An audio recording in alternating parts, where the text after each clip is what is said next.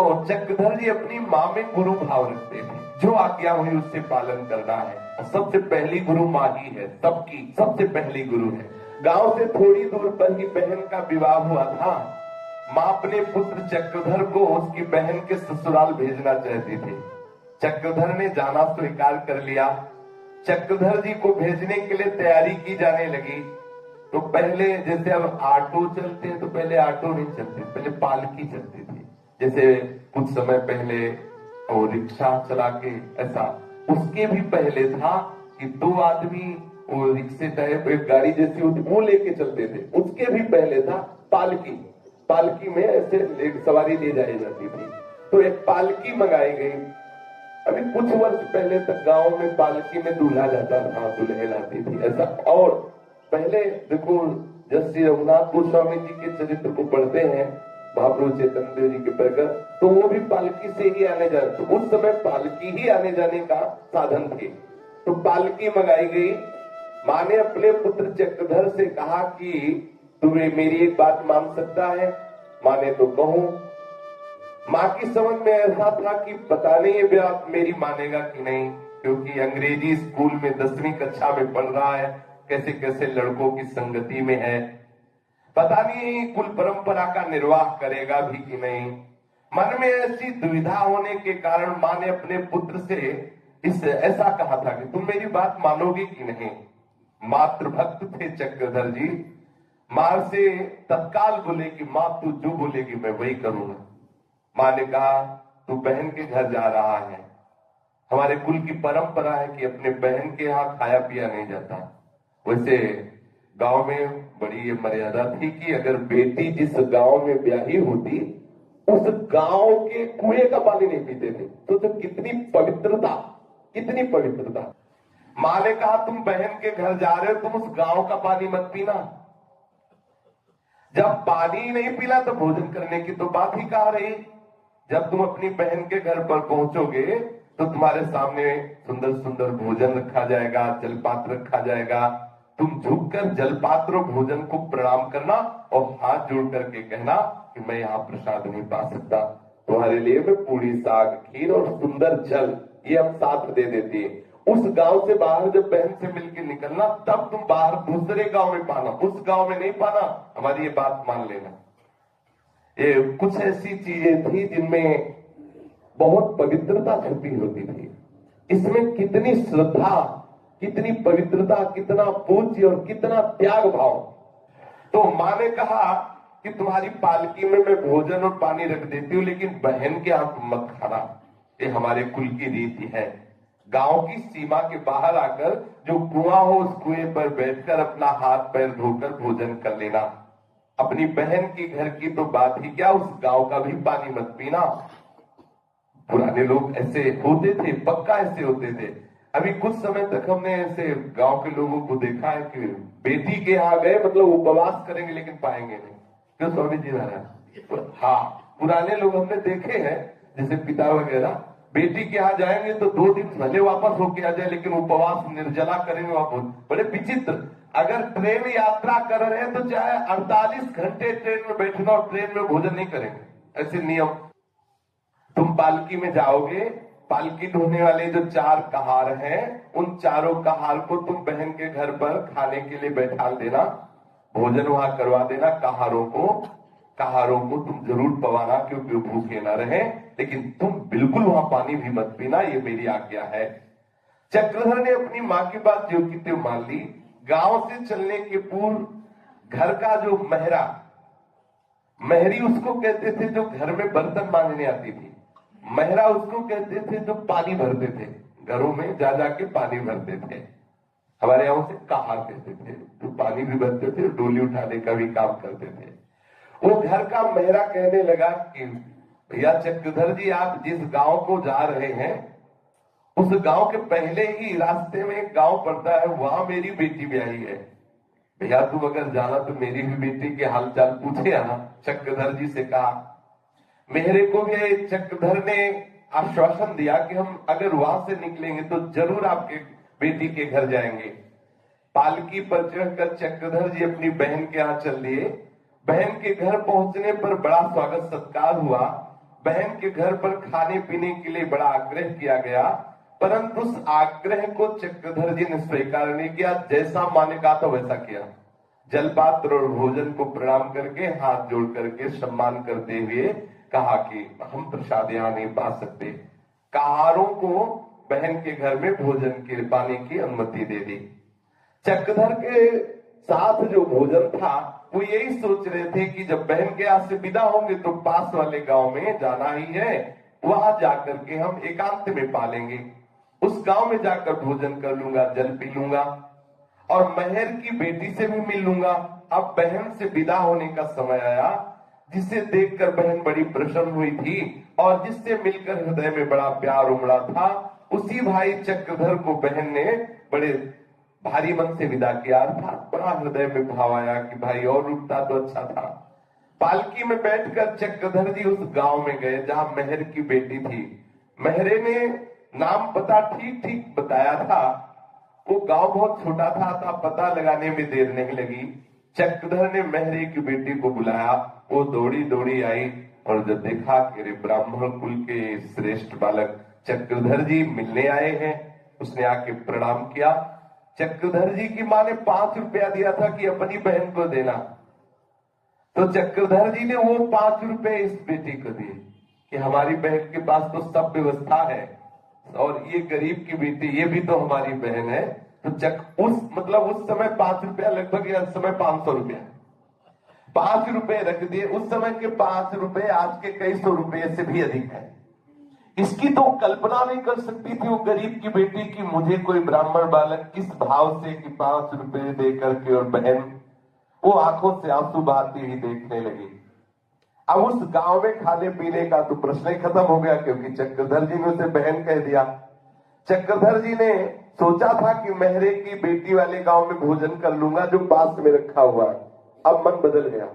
जब बहन मानकर 5 रुपया दिया तो माँ की बात याद आ गई कि बहन के गांव में भोजन नहीं किया जाता, पानी नहीं पिया जाता। जो नियम अपनी बहन के गांव के लिए है वही नियम यहां भी है। ऐसा चक्रधर जी ने कहारों से पालकी उठाने के लिए कहा। लोगों ने बहुत कहा कि खा पी लीजिए, कोई आपकी बहन तो है नहीं, आप अन्न जल आपके पास ही है, यहीं पा लीजिए। उन्होंने कहा सगी बहन नहीं, कुल की बहन नहीं, कुटुंब की बहन नहीं, जाति की बहन नहीं, पर मैंने बहन कहा। बहन तो बहन होती है, उसमें जाति और कुल थोड़ी होता है। जब एक बार कह दिया बहन तो बहन बहन होती है। बाबा ने कहा, जब लोगों ने बताया कि भाई तुम्हारे कुल की नहीं, तुम्हारे जाति की नहीं है, तो तुम यहाँ पाओ। उनका बहन तो बहन होती है, एक बार कह दिया है मेरी बहन तो बहन होती है। आपका कहना ठीक है, पर जिसे एक बार बहन मान लिया उसके यहाँ खाना पीना नहीं हो सकता। बहन का नाता चाहे रक्त संबंध से हो या धर्म संबंध से हो, जब बहन कह दिया तो फिर जीवन भर उसे बहन मानना, ये है। ये महापुरुषों में पहले कितने पवित्र हृदय होते थे। एक बार कह दिया बहन तो जीवन भर उसे बहन की दृष्टि से देखता है। बड़ा राजकीय उस समय संबंधों में राखी का बड़ा महत्व पाया गया इतिहास में। कितना कितने लोग पवित्र हृदय के होते थे। लोगों ने देखा कि चक्रधर जी अपना आग्रह छोड़ने के लिए प्रस्तुत ही नहीं है, तब फिर एक और निकट गांव के ब्राह्मण ने चक्रधर जी से कहा कि पास वाले गांव में आप आकर के वहां भोजन पा लीजिए। पास वाले गांव में गए, वहां हाथ पैर धोया और फिर भोजन पाया। ऐसे अपनी माता की आज्ञा का पालन करने वाले श्री चक्रधर जी थे। एक बार फकरपुर ग्राम में राजा साहब के छोटे भाई का विवाह था। ये वो राजा साहब जिनके इनके पिताजी का उपरोहिती कर्म था। छोटे भाई चक्रधर जी को बहुत मित्र मानते थे। अब काफी मित्रता के कारण जब कोई भी उत्सव होता तो चक्रधर जी को उनके पिताजी को बुलाया जाता। राजा साहब ने कहा कि चक्रधर जी को हमारे बारात में जरूर चलना होगा। इतना स्नेह था कि आग्रह को चक्रधर जी टाल नहीं सके। बारात दरभंगा की ओर गई थी। रात को मजलिस बैठी, जैसे बारातों में गाना बजाना नाचना, ऐसा। उस मजलिस में दुर्गेश नंदिनी नाम की वाराणसी से गायिका आई हुई थी। बहुत सुंदर थी, बहुत राग रागिनियों का ज्ञान था। कहते तो थे उसे वैश्या ही, पर वो वैश्या कृत्य नहीं करती थी, वो गायन कला और नृत्य कला के द्वारा सभा को दी जाती थी। बहुत उत्तम गाती थी। रात को जब सभा बैठी तो सभा में राजा के बेटे ने देखा कि मित्र चक्रधर जी नहीं आए। तब दूल्हा ने अपना एक व्यक्ति भेजा और मिश्र जी को अर्थात चक्रधर जी को बुलवाया और कहा कि अगर वो सीधे ना आवे तो 4 व्यक्ति उनको जबरदस्ती हाथ पैर पकड़ के टांग के लाना और यहां बैठाना। क्यों नहीं आए चक्रधर जी? पीछे आपने ध्यान देकर पहुंचिए, एक सिनेमा नाटक हुआ था गांव में, जिसमें बहुत सुंदर नवयुवती गायिका और नृत्य करने वाली थी। चक्रधर जी आकर्षित हुए थे और उससे मिलना चाहते थे। लोगों ने बताया था कि आपका मिलना ठीक नहीं, क्योंकि चरित्रहीन है। इन्होंने कहा तुम तो जरूर मिलना चाहिए, क्योंकि उसको उपदेश देना चाहिए। तो इतनी सुंदर है, इतना सुंदर गा लेती है, नृत्य कर लेती है, तेरा चरित्र पवित्र हो तो कितनी सुंदर है। तो रात्रि में उन्हें स्वप्न में एक सिद्ध संत ने आकर कहा कि जगत कल्याण की भावना सिद्धों के लिए ठीक है, अभी आपकी मंजिल ये कल्याण की नहीं है, वहां जाने से आप अटक सकते हो और भटक सकते हो। स्वप्न में कहा था। तो उसी बात को यहां भी अंदर ही अंदर चिंतन कर रहे कि मुझे सभा में नहीं जाना चाहिए। जब दुर्गेश नंदिनी नाम की वैश्या जो नवयुवती थी गान कर रही थी, पर उस दूल्हे ने कह दिया राजा के जो बेटे थे कि और 4 आदमी पकड़ के उठा लाना। तो जब जाकर के 4 आदमियों ने कहा कि अगर आप प्यार से चलते हो तो ठीक, नहीं जबरदस्ती ले चलेंगे क्योंकि दूल्हे का ऐसा आदेश है। चक्रधर जी गए तो दूल्हे ने हाथ पकड़कर बगल में बैठा लिया और सुंदर पान पवाया चक्रधर जी को, वो स्वभाव जैसे होते हैं। जब दूल्हे ने अपने बगल में चक्रधर जी को स्थान दिया, पान पवाया, तो जो गायिका वैश्या वो समझ गई कोई विशेष है, कोई विशेष है।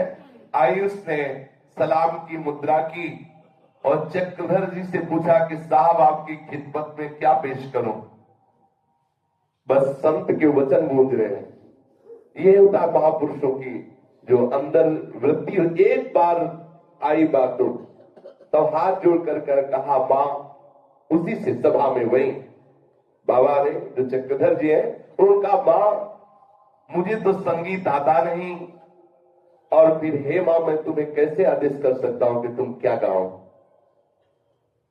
यहां तो बहुत से संगीत के मर्मज्ञ बैठे हैं, इस बारे में आप और किसी से पूछ लीजिए। पहली बार उसको किसी ने इतनी प्यार से मां संबोधन किया। जब मां सुना तो बहुत देर तक विस्मित आश्चर्यचकित होकर चक्रधर जी की तरफ देखती रही। कोई आज तक उसे मां नहीं बोला था। भरी सभा में, वो भी ऐसी सभा में, ब्याह की सभा में, और कोई इतने सम्मान से मां कहकर संबोधित किया। झकझोर दिया उस वेश्या के हृदय को एक बार मां बोल करके। उस सभा में जब तक रही तब तक प्यार भरी दृष्टि से, करुणा भरी दृष्टि से चक्रधर जी की ओर देखती रही और चक्रधर भाव में डूबे हुए नेत्र नीचे की, क्योंकि संत का आदेश। फिर उसने विलास तोड़ी राग सुनाया। लगभग 40 मिनट तक समा बन गया। इतने पवित्र भाव से उसने गाया, मानो राग रागिनियां मूर्तिमान होकर उसके अधरों पर खेल रही हो, ऐसी मत। पर पूरी रात चक्रधर जी ने आंख उठा के भी नहीं देखा।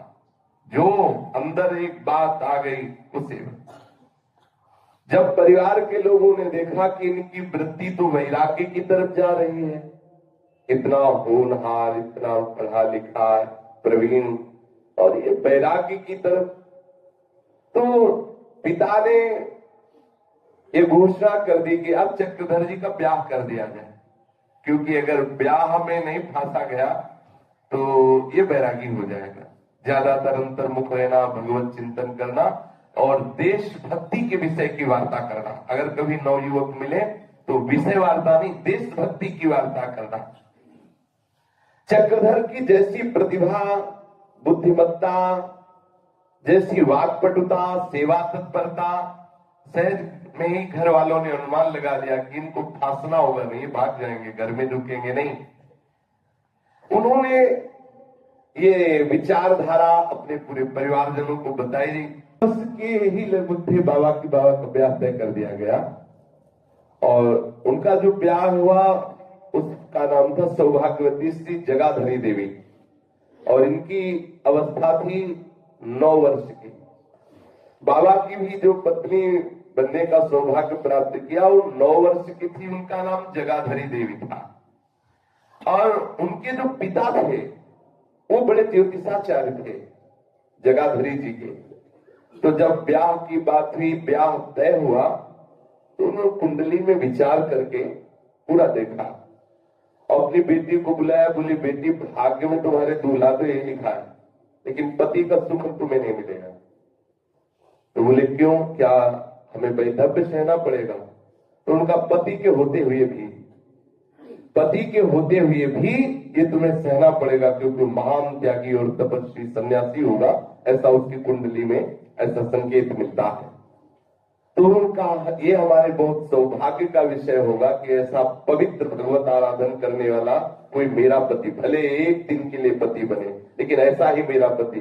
जैसे सावित्री जी ने जब सत्यवान का वर्ण किया तो देवर्षि नारद जी ने आके सभा में कहा कि सावित्री जी तुमसे गलती हो गई, तुमने जिस पति का वर्ण किया वो तो सिर्फ 1 वर्ष जीवित रहेगा, 1 वर्ष के बाद पधार जाएगा।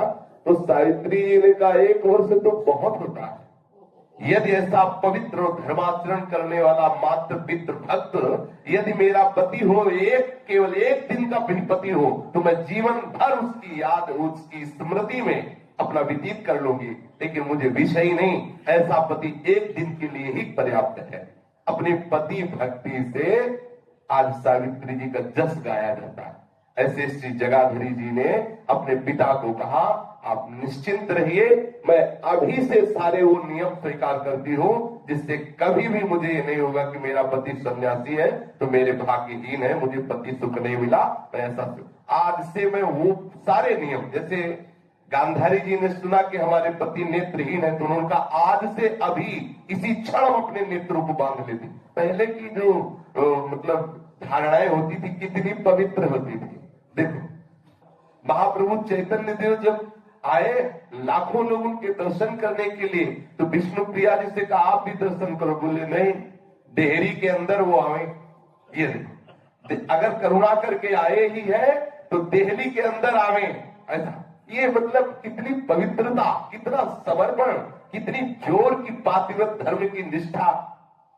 जगाधरी जी पूर्ण समर्पित भाव से चक्रधर जी को पति स्वरूप से स्वीकार किया, पर इनका हृदय कभी भी एक बार भी इन्होंने भरकर ले देखा कि हमारी पत्नी, क्योंकि जो ऐसे जन होते हैं उनको संसार का कोई आकर्षण नहीं होता। चक्रधर जी इन दिनों विद्यालय में पढ़ भी रहे थे। उन दिनों अंग्रेजों को भारत देश की सीमा से बाहर निकालने के लिए भारतीय युवकों ने बहुत ही कष्ट सहे। ऐसा वर्णन है कि होश खराब हो जाते हैं। नए नए युवकों को बंद करवा करके और इतनी पिटाई करते कि उनके शरीर सूज जाते। फिर उनके शरीर में इंजेक्शन लगवा देते थे चेचक के, तो बड़े बड़े छाले को। फिर उनको शौचालय से मल मंगाकर अंग्रेज लोग मुंह में साफ ऐसे मुंह में भर देते, ऐसे सब शौच लगवा देते, शौच से पुतवा। फिर जहर देते, कितना। फिर पान खा के आते और ऐसे तंबाकू आदि और मुंह में थूकते अपने भारतीय से। बड़ा अत्याचार। जो उनके सामने सलाम साहब कह के 3 बार ऐसे सर न झुकाता, गिरा के बड़े बड़े लांग बूटों से जैसे छाती में कूदते, मुंह से खून की उल्टी गिरती, मर जाए तो फेंक दो। बड़ी दुर्दशा थी। 9 युवकों की बड़ी। पर फिर समझ लो, वंदे मातरम बोलकर प्राण त्याग देते थे। ऐसे ऐसे थे कि अंग्रेजों के सामने गर्दन ने झुकाई, कटवा दी। ऐसे ऐसे भारतीय थे वो। ऐसे अधिकारी, अंग्रेजी एक अधिकारी था वो जो लंगड़ा के चलता था, वो लंगड़ा साहब कहते थे। बहुत ही दुर्दांत था। अगर उसके आते ही हुक्म हो जाता था कि जितने हिंदुस्तानी नौजवान पकड़े गए सब सर झुका दे, और जो सर नहीं झुकाता था तो मार मार के गिरा के उसकी सब पसलियां तोड़ ऐसे कूदता था ऊपर। हर कष्ट बर्दाश्त के, लेकिन ऐसे ऐसे भारतीय आज जो स्वतंत्र बैठे है ना, ये उन महापुरुषों की देन है जिन्होंने लाठियां, गोलियां, जूते और ऐसे सब दुर्गतियां सही, उनका परिणाम हम लोग भोग रहे हैं। हम लोग आनंद भोग रहे हैं। और उन्होंने कितना कष्ट था, अभी वो सोच भी नहीं सकते कैसा कैसा कष्ट दिया अंग्रेजों ने अपने देशवासियों को। जब तब ये भारत स्वतंत्र हुआ, भारत देश की सीमा से बाहर निकालने के लिए भारतीय युवकों ने कितने कितने कष्ट सहे हैं। भारतीय इतिहास इसका स्वर्णिम एवं स्मरणीय वृत्त रहेगा। चक्रधर जी अपने विद्यार्थी जीवन में अखिल भारतीय कांग्रेस कमेटी के सदस्य बने। उनके भी हृदय में एक बात आई कि मुझे भी अपने देश के लिए प्राण दे देना है, पर अंग्रेजों की हमें गुलामी स्वीकार नहीं करनी। राजनीतिक आंदोलनों में खुलकर भाग लेने लगे। एक बार बिहार प्रदेश के किसी नगर में कांग्रेस की वर्किंग कमेटी की बैठक थी।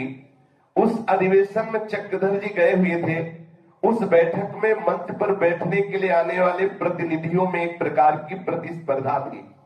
भले कार्य क्षेत्र में सक्रिय न हो, पर प्रायः लोग यही चाहते थे कि सब जाने कि हम भारत स्वतंत्रता के लिए प्राण देने वाले, तो समाचार पत्र में हमारी फोटो आ जाए, ऐसा ऐसा। पर चक्रधर जी के मन में था कि भारत स्वतंत्र होना चाहिए, ये दिखावा क्यों?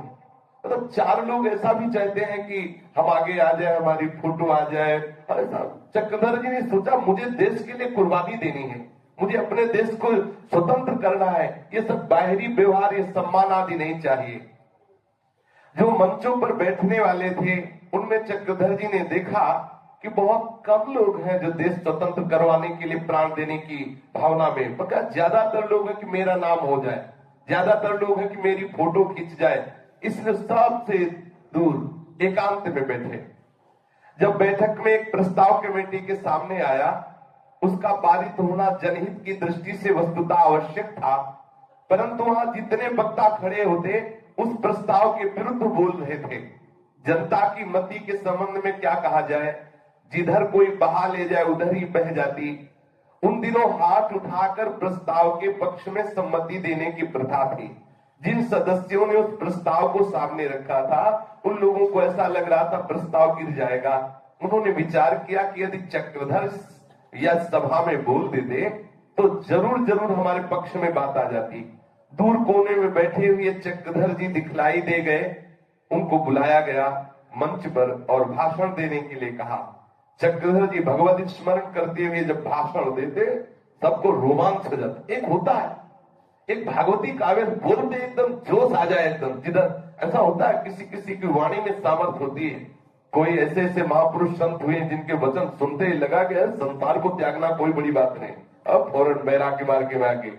कोई ऐसे हुए हैं कि जिनको उत्साह बढ़ा, प्राण त्यागना कोई बड़ी बात नहीं, देश के लिए अभी फांसी पे चढ़ जाए। ऐसे जोशीले प्रवचन, ऐसे जोशीले भाषण में चक्रधर जी का जो निकला वो बड़ा चमत्कारी। संपूर्ण सभा देशभक्ति के रंग में रंग गई।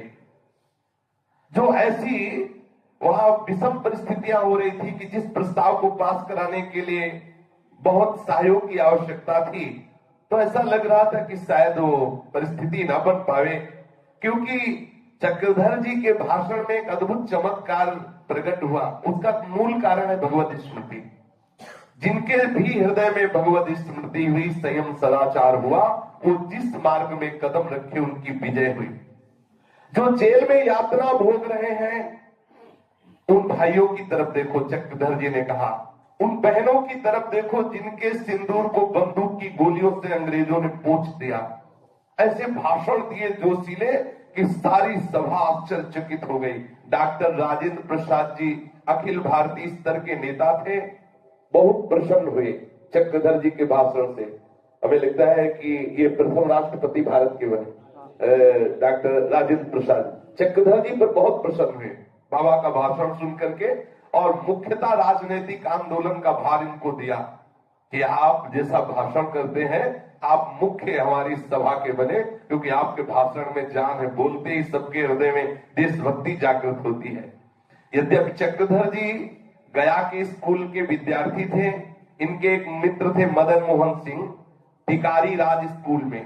वे दोनों एक साथ ही स्कूल की पढ़ाई को छोड़कर महात्मा गांधी द्वारा छेड़े गए सविनय अवज्ञा आंदोलन में सम्मिलित हुए।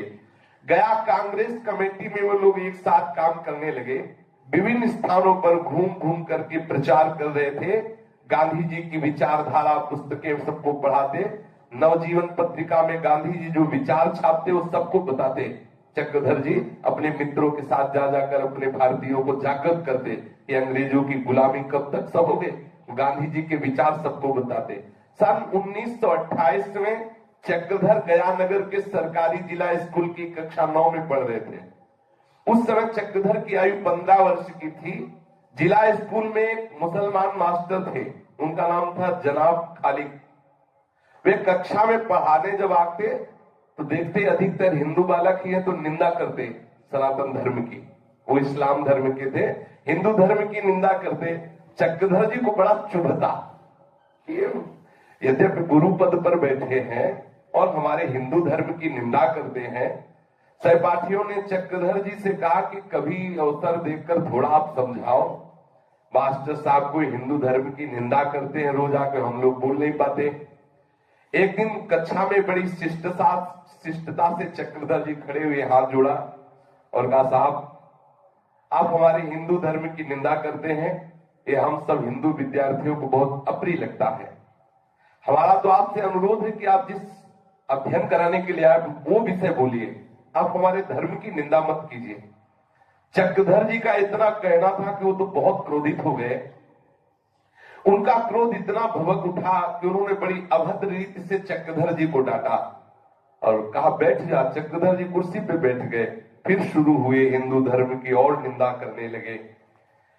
एक दिन चक्रधर जी ने फिर हिम्मत की और खड़े हुए और मास्टर साहब से कहा कि साहब आप हमारे हिंदू धर्म की, सनातन धर्म की निंदा न करें, हमारी आपसे प्रार्थना है। पर फिर उल्टा हुआ, मास्टर साहब फिर कटु निंदा करने लगे, तुम्हारे हिंदू धर्म में क्या है, आदि आदि आदि। चक्रधर जी ने विचार किया कि अब इसको हम उत्तर देंगे, ऐसे तुम्हारे गणी प्रार्थना से अरबी फारसी के विद्वानों से जाके मिले। चक्रधर जी ने इतने सूत्र बोल दिए कि उसका दिमाग ही काम नहीं किया, पर अंदर अंदर वो मानो क्रोधावतार हो गया हो। उसके मन में आया कि अब इस बालक को तो हम जरूर दिखाएं, और बहुत नाराज होकर बोला कि तुमको इसका मजा चखाएंगे, तुम्हारा स्कूल छुड़वा देंगे, तुमको दंड दिलवाएंगे। मास्टर वो जो मुस्लिम था उसने चक्रधर जी का अनिष्ट करने के लिए निश्चय कर लिया, अवसर ताकने लगा। चक्रधर को कड़ा दंड दिया जा सके इसके विषय में उसने विचार किया कि मैं अंग्रेजों का सहारा लूंगा, क्योंकि उस समय विरोधी अंग्रेज थे। कोई न कोई ऐसा सूत्र फंसाऊंगा जिससे इसको अंग्रेजों के पास भिजवा के इसे पिटवाऊं। अंग्रेजी सरकार के विरुद्ध ये जोश फैला रहा है, ऐसा सूत्र करवा के इसे जरूर बंधन में करवाऊंगा। ऐसा विचार करके बाबा के विरुद्ध वो आचरण करने की चेष्टा करने शेष चल जागे। श्री राधा वल्लभ लाल की।